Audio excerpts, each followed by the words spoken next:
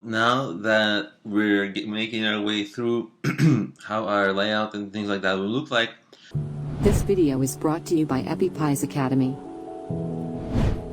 we should focus on appearance, right? And of course, we focused on appearance with widgets and things like that. But themes are probably the single biggest factor in how our sites will look like. And you see here, this is a default configuration of WordPress, and it comes with a few very basic themes, and you can easily activate any of them. Now, none of them are actually that great. This is the default one, it's okay. You can see they're very basic, and they all do essentially the same thing. They have a banner, they have a blog area, and they have a right hand column, and they're kind of very similar in this, right? So so you can use this. Like I use this in one of my blogs. I actually use the default thing, and I don't really care too much about it. I don't know that a lot of my users really care, but at the same time, it's by far not optimal. So what is optimal? So first of all, let's look at some free WordPress themes. Okay. Uh, they are a little nicer, right? So you can see many of them have the same concept. You can, well, for example, let's try, this one doesn't, but let's try, for example, this one, more info. And you can see how it would look like. Same idea, banner, right side, main area. So not a big difference, right? So many of them have very similar thing. Like this one's different because you see this one, the menu is more prominent than the banner. Then you have some images, so it's a little different. You have to be careful also when you have images like this, because sometimes some of the themes, they look much worse if you don't have images for every blog post. And you might get lazy at times and you may not want to have an image in your blog post, but then it will kind of mess up how the rest of your theme will look like.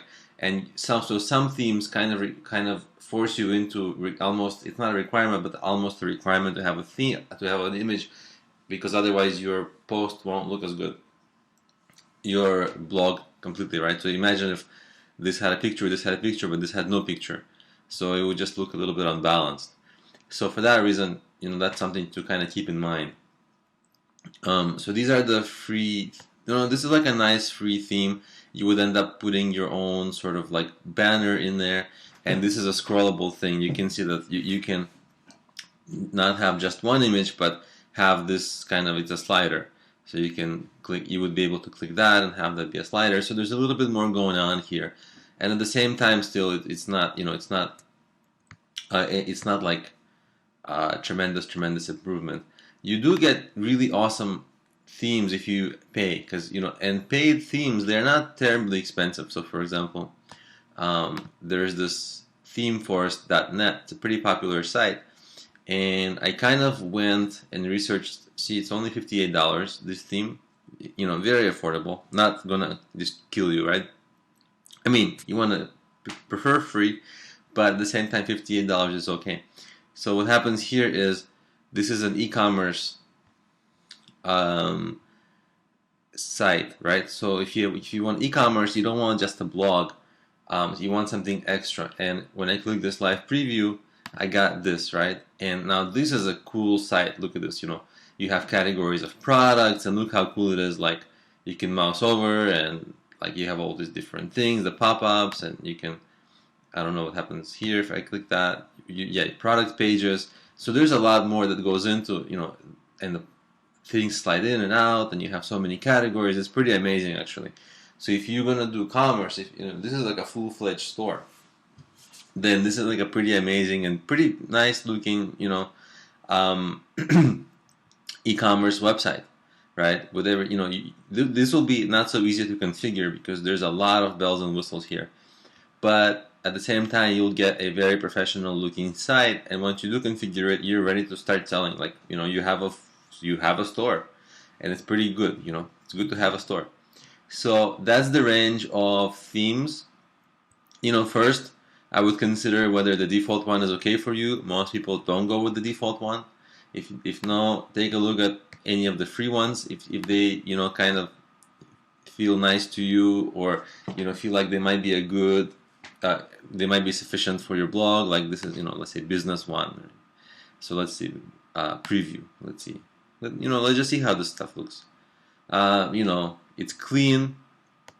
Here you'll have a clean menu, and here you'll have blog posts. Same sort of idea, right, as that original. Let's X out of that. So it's kind of the same idea as even their very basic theme, but at the same time, you kind of maybe let's take a look at this one, free preview. So this one is a little different because the menu is on top. You got more room for a picture, and then you have more things going on here. But at the same time, you see this is for content, and it's just basic functionality, basically just browsing content, reading. So ultimately not a lot of difference. It's about design and the feel, but in terms of functionality, it's not a tremendous amount of difference. So that's pretty much it for, and the way you would, if you bought, let's say, for example, this one, and I have no affiliation with these guys, so I'm not recommending that you buy it, but let's say if you bought it, they'd let you download, you bought it, and they'd let you download it, and in your area here, you would upload a theme. See there, you can do install themes, and it would sort of let you upload.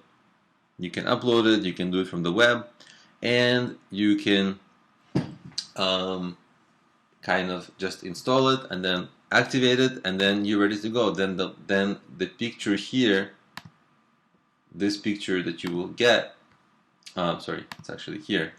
This is our post we're working on. It will so the design will change and things like that, but essentially the functionality will stay the same. So that's pretty much for themes, and that's how you manage themes. And you just want to browse themes in theme forests, see if you have any cool themes, because you can see if you go WordPress and whatever your site is. Let's say it's corporate. Oops, corporate.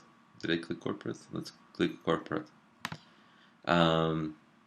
If it's like a business thing, let's see. A little bit too cluttered for my, but it looks professional. It looks like a designer went in there professionally. Again, it doesn't give you a whole lot of new functionality, but it just looks like the design is professional, it's slick. Okay, so you get some of that slickness. Let's see what else you might get. WordPress, let's see. Entertainment ones are typically like very nice and beautiful. At least they should be. See, then you got that stuff. Let's see what else.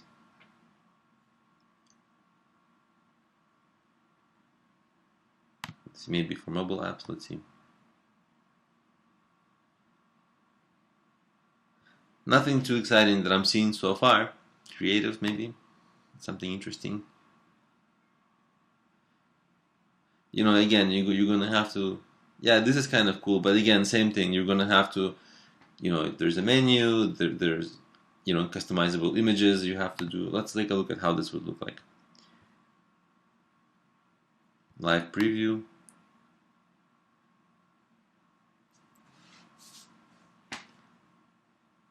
I mean, this is cool, right? I mean, you'd have to have your own sort of image, because with a lot of these, you'll have to customize them a lot. And then you have your main things you're selling, which is very nice. More things you're selling. So this is, I mean, it's kind of more optimized for conversion. When you want people to take some action, like they want you to buy their services or whatever. So it depends what your site is. So your site can be commerce, it can be maybe getting people to reach out to you, or it can be just a blog, like where you actually just want people to consume content. And so depending on that, you have to figure out what theme is right for your business.